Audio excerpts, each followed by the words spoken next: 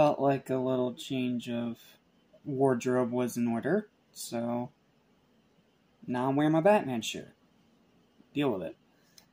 So, what's up, what's happening? Going back to the anime station of anything animation, including TVs and movies as well. I'm your host, Jackson Small. Welcome to our continued look of DC Live Volume 2.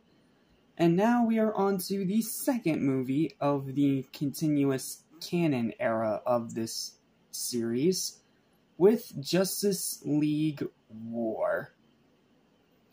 I don't really have a whole lot to say about this one. My written review is not nearly as long as the one I did for Flashpoint, so I'm just going to let this one do the talking for me. But I will say this, it's not a bad movie, even though it is based on the New 52. But it's not a bad movie. But it is a drop-off from Flashpoint. What do I mean by that? Well, I'll do my best to explain. So sit back, relax, and enjoy. While I had plenty to say about Superman Unbound and Flashpoint Paradox, honestly I really don't for this one. Saw it for the first time a few years ago after finding it at a now non-existent video store for a cheap price. Same day I got the excellent Yu-Gi-Oh! Movie Dark Side of Dimensions, by the way. I really hope I get to talk about Yu-Gi-Oh! Someday. I freaking love the original Yu-Gi-Oh! So much. And thought it was just decent. And watching it now, it's solid enough to be worth one watch. Based on Justice League Origins, the first comic book storyline in the New 52 era of DC, created by Jeff Johns and Jim Lee, War tells a new origin story of the Justice League: Batman, Superman, Wonder Woman, Flash, Green Lantern, and Shazam. Even though it was Aquaman in the comics, but here it's Shazam. Why, I don't know. They don't really give a reason. As they are forced to band together to fight off a parademon invasion produced by the evil tyrannical overlord of Apocalypse known as Darkseid. In other words, it's what you expect from DC. Let's start with the voice cast again, as this time it's both changed from Flashpoint Paradox and also isn't. Steve Bloom, who voiced Lex Luthor in Flashpoint, is now the voice of Darkseid. He's amazing as Darkseid, by the way. And D. Bradley Baker is now the Parademons instead of Etrigan. And then the rest of them are all completely new. Michelle Monaghan takes the reins of Wonder Woman. Christopher Gorham, hope I'm pronouncing your name right, aka Augie Anderson from Covert Affairs, is the new voice of Flash. Alan Tudyk, the current voice of Joker in the Harley Quinn TV series, is now Superman. Jason O'Mara, Jeffrey Mace from Agents of S.H.I.E.L.D., is now the new voice for Batman. Justin Kirk, Bardo Zane from the TV show Jack and Jill, is now Green Lantern. And Criminal Minds fan favorite turned Sonic Cinematic Universe gun agent Shamar Moore is now the voice of Cyborg.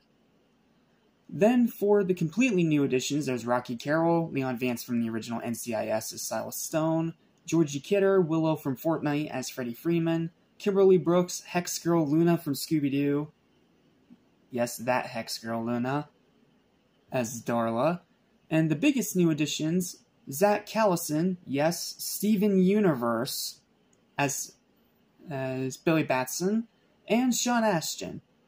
Sam from Lord of the Rings, Raphael from TMNT 2012, that one guy from Stranger Things, I forget his name, etc., as the voice of Shazam. The actual performances this time are kind of hit and miss, but they're overall solid, and this is a really good cast.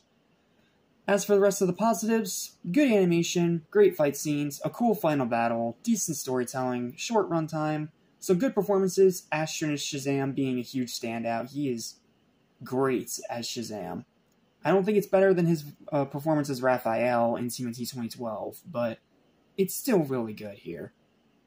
Solid pacing, a cool final battle. I don't know why I'm saying that twice, oh well.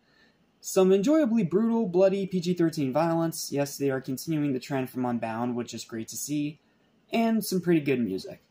Unfortunately, though, much like the comic it is adapting from, it has a lot of problems. This is New 52. They are infamous for having a lot of issues. The characterization of the main cast is needlessly mean-spirited. Like, pardon my language here, but every single one of them acts like a total a-hole throughout the entire movie, and it gets a little bit tiring. Writing is a bit haphazard, dialogue at times is pretty bad, story is way too simplistic, it really needed something else. Aside from seeing Cyborg's new origin story, there is no character development, rewatchability is non-existent, and in my personal opinion, O'Mara is just not a good voice for Batman, which leads to some eye-rolling moments where he's clearly struggling in the vocal booth. Yeah, I hate to be that guy, I don't want to be harsh, and I do have respect for the guy, but at the same time, I just don't think he was a good choice for Batman. Especially considering in the movie that came literally right before this, that started this new continuity in these animated movies, you had Kevin freaking Conroy. Like, seriously, man. Why couldn't you just keep Kevin? Was he too expensive? Did you have other plans? I don't really know. Is it because this is supposed to be a new Batman? I don't know, man. I just feel like they should have kept Kevin Conroy instead of going for someone different. Overall, though, while it's a big drop-off from Flashpoint Paradox quality-wise, it's still a decently solid film that delivers some fun action and some good animation. Final verdict for the movie, it's a solid 6 out of 10. Solid 6. It's still a decently solid film, and it's worth at least one watch, but afterwards, it's pretty forgettable. It's DC as DC could ever DC, is what I'm saying. If you know DC, you know exactly what to expect here, and if you're not a fan of the New 52, you're not gonna like this movie at all.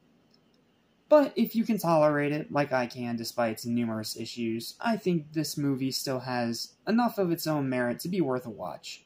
It's not as great as Flashpoint Paradox, or as well told story-wise as something like Justice League Doom, for example, but it's a solid film. I think it's a decent movie, it's above average, just very much a one-and-done kind of film. Well, that's it. See you next time for Son of Batman.